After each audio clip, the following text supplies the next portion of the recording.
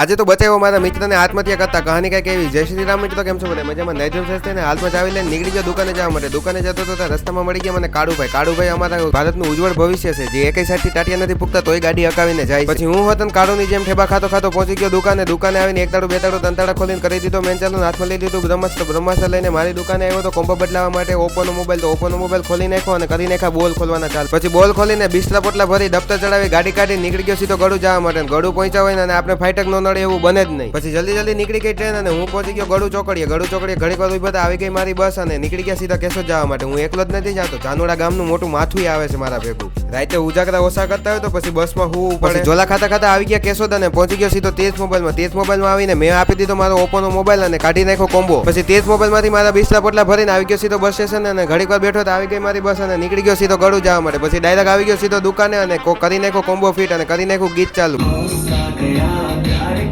जिसको फाइनली वो होश आ गया फाइनली आंखों से नींद है गायब खुश हूं मैं इतना क्यों तुझको तो पूछो मैं क्यों जाने क्या. પછી ગીત વગાડીને કરી નાખ્યો કોમ્બો ફિટ અને ચડાવી દીધી રબરની પટ્ટીઓને. હવે મળું તમને બીજા મિની બ્લોગમાં. બીજા મિની બ્લોગ જોવા માટે મારી ચેનલને લાઈક કરી નાખો, શેર કરી નાખો અને સબસ્ક્રાઈબ કરી નાખો.